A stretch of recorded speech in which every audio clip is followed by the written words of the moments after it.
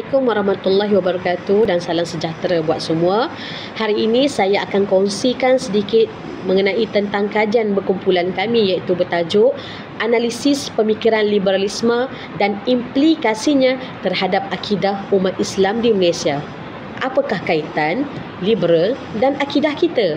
Jom kita sama-sama lihat. Liberalisme ini sebenarnya lahir di Barat, iaitu selepas zaman pencerahan dan revolusi industri. Ia menekankan kebebasan individu, menggunakan akal sebagai panduan utama dan mengasingkan agama daripada urusan negara.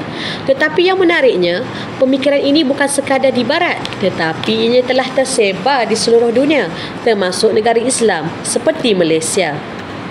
Penyebarannya pula agak halus melalui media-media sosial, sistem pendidikan, gerakan hak asasi dan aktivisme sivil. Golongan muda dan berpendidikan tinggi antara yang terpengaruh di dalam liberalisme. Masalahnya yang terjadi ialah liberalisme ini membawa nilai yang kadang-kadang bercanggah dengan agama Islam. Contohnya macam pluralisme agama. Semua agama dianggap sama aja, ataupun relativisme moral. Tak ada yang betul mutlak. Semua bergantung pada pandangan masing-masing.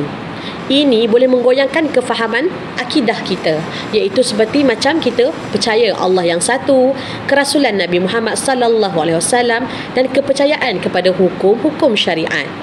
Jadi di dalam kajian ini kami akan cuba memahamkan kepada sahabat-sahabat semua apakah itu liberalisme, macam mana ia masuk dan boleh terpengaruh di Malaysia dan apakah kesan sebenarnya pada akidah umat Islam. Ingat ya, jaga akidah, kita jaga agama kita. Assalamualaikum warahmatullahi wabarakatuh. Nama saya Nurul Huda binti Ghazali. Hari ini saya ingin menerangkan beberapa faktor tercetusnya pemikiran liberalisme dalam kalangan masyarakat sekarang. Yang pertama ialah pengaruh globalisasi dan media sosial. Dunia tanpa sepadan hari ini membolehkan idea liberalisme seperti kebebasan individu tersebar luas, terutamanya melalui TikTok, YouTube dan Twitter. Ramai generasi muda kini lebih terdedah kepada naratif yang memisahkan agama dan kehidupan peribadi. Firman Allah SWT dalam surah Al-Baqarah ayat 2 bermaksud, kitab Al-Quran ini tidak ada sebarang syak padanya tentang datangnya daripada Allah dan ia menjadi petunjuk bagi orang yang bertakwa. Faktor yang kedua ialah perubahan corak pemikiran generasi muda. Mereka lebih menilai berdasarkan logik dan hak asasi berbanding menerima ajaran turun-temurun. Nilai seperti kebebasan jantina dan kesamarataan mutlak menjadi norma. Firman Allah SWT dalam surah Al-Ahzab ayat 36 maksudnya, dan tidak patut bagi lelaki yang beriman dan perempuan yang beriman apabila Allah dan Rasul telah menetapkan sesuatu keputusan, akan ada bagi mereka pilihan yang lain tentang urusan mereka. Faktor yang ketiga ialah ketidakkepercayaan terhadap institusi agama dan politik. Apabila berlaku isu seperti rasuah, ketidakadilan, kepercayaan masyarakat terhakis dan memberi ruang kepada ideologi liberal. Firman Allah SWT dalam surah Al-Ma'idah ayat 49 bermaksud, dan hendaklah kamu menghukum di antara mereka yang menurut apa yang telah diturunkan oleh Allah, dan janganlah kamu mengikut hawa nafsu mereka. Sekian, terima kasih.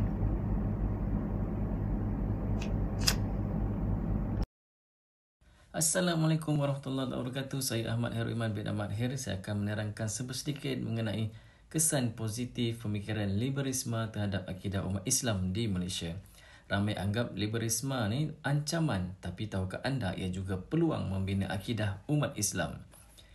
Yang pertama, liberalisme dorong kita berfikir secara kritis, bukan ikut membuta tuli. Akidah jadi lebih kukuh bila difahami, bukan sekadar diwarisi. Yang kedua, membuka ruang dialog terbuka antara agama dan mazhab, mengukuhkan keyakinan melalui perbandingan ilmiah. Ketiga, kebebasan memilih agama buat dakwah jadi lebih bermakna. Bila Islam dipilih kerana ilmu, akidah lebih mantap. Yang keempat, liberalisme perjuangkan keadilan dan hak asasi, tetapi Islam sudah membawa semua itu dengan lebih seimbang. Ia memberi peluang pada umat Islam untuk tampil dan jelaskan keindahan ajaran Islam. Yang kelima, cabaran liberalisme cetuskan ijtihad. Ini hidupkan kembali peranan ulama kita untuk menjawab isu semasa. Liberalisme bukan musuh mutlak. Ia adalah peluang hadapi dengan ilmu, hikmah dan kefahaman Islam yang sebenar. Sekian, terima kasih. Nama saya Muhammad dan hari ini saya akan share dan kongsikan bersama anda semua tentang kesan negatif pemikiran liberal terhadap umat Islam di Malaysia. Pernah dengar kan? Liberal ni kalau dengar sekali macam tak ada apa tau. Macam bebas berfikir, bebas memilih. Tapi sebenarnya kalau kita tak hati-hati boleh rosakkan akidah kita sendiri tau. Contoh paling ketara, bila orang dah mula percaya semua agama tu sama je, Islam ke, agama lain ke, semua dianggap betul. Padahal Allah dah cakap dah dalam Al-Quran, sesungguhnya agama yang benar di sisi Allah ialah Islam. So, kalau kita percaya semua agama sama, maknanya kita apa? Maknanya kita dah mula ragu dengan kebenaran Islam. Bahaya tu tau. Lepas tu, pemikiran liberal ni pula, diorang tak suka rujuk ulama'. Diorang anggap ulama' ni semua dah ketinggalan zaman. Tapi Nabi SAW pernah cakap ulama' itu pewaris para anbiya'. Satu lagi, liberal ni dia suka sangat letak akal atas wahyu. Diorang kata hukum-hukum Islam ni tak sesuai dengan zaman yang dah moden ni. Tapi Islam bukan ikut trend. Islam ni ikut wahyu Allah. Allah sendiri pesan dalam surah Al-Baqarah, masuklah kamu ke dalam Islam secara keseluruhan. Diorang juga perjuangkan benda macam LGBT, kebebasan melampau, kononnya nak hak asasi. Tapi Allah dah warning dalam surah An-Nur, orang yang sebarkan maksiat ni dalam masyarakat akan kena azab yang sangat pedih. Jadi kita kena peka. Satu lagi, liberal ni dia nak asingkan agama dari negara. Diorang kata agama ni hal peribadi je. Tapi kalau macam tu, macam mana Islam nak jadi panduan hidup penuh? So geng, liberal ni nampak macam biasa kan, tapi kesan dia sangat-sangat besar tau. Kita kena bijak, kena jaga akidah, jangan ikut arus tanpa ilmu. Sekian, wabillahi taufiq wal hidayah. Assalamualaikum. Seterusnya, langkah-langkah penyelesaian yang perlu kita ambil. Pemikiran liberalisme yang menolak autoriti wahyu dan memperjuangkan kebebasan mutlak secara mengancam akidah umat Islam di Malaysia, khususnya dalam kalangan generasi muda. Bagi menangani cabaran ini, beberapa langkah utama yang perlu kita ambil. Yang pertama ialah memperkukuhkan pendidikan akidah. Memberi penekanan terhadap konsep tauhid perlu disampaikan secara kreatif melalui kurikulum dan media massa dengan melatih para guru dan juga pendakwah yang berkemahiran.